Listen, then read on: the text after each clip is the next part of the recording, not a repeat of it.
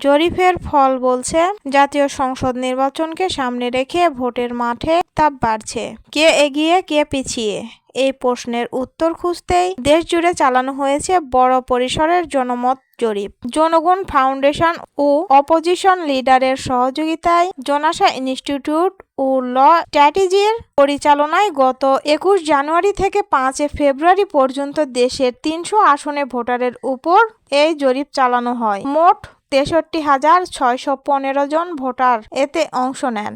জরিপে স্পষ্ট ইঙ্গিত, ভোটের হিসাবে বিএনপি ও জামায়াতে ইসলামীর মধ্যে হাড্ডাহাড্ডি লড়াই। শহর অঞ্চলে বিএনপির প্রভাব তুলনামূলক বেশি। জরিপ অনুযায়ী শহরের ৪০% ভোটার বিএনপিকে রাষ্ট্র ক্ষমতায় দেখতে চান।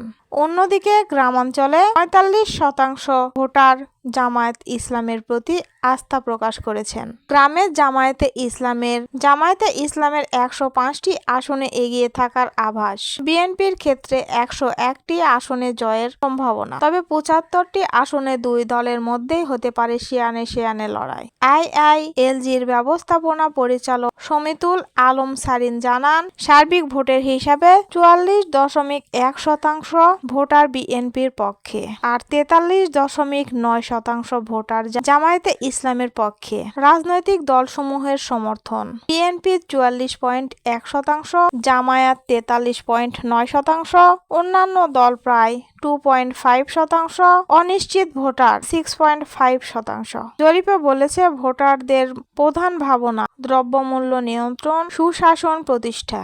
রাষ্ট্র পরিচালনায় অভিজ্ঞতার কারণে একটি বড় অংশ বিএনপিকে পছন্দ করছেন। অন্যদিকে ধর্মীয় মূল্যবোধ ও সাংগঠনিক শক্তির কারণে জামায়াতের দিকেও ঝুঁকছেন অনেকে। সব মিলিয়ে নির্বাচন যত এগোচ্ছে ততই পরিষ্কার হচ্ছে, এই নির্বাচনে জয় সহজ নয়, বরং কঠিন রাজনৈতিক সমীকরণ অপেক্ষা করছে দেশবাসীর জন্য। শেষ পর্যন্ত কারা যাচ্ছে রাষ্ট্র ক্ষমতায়, সেই উত্তর দিবে ভোটের রায়।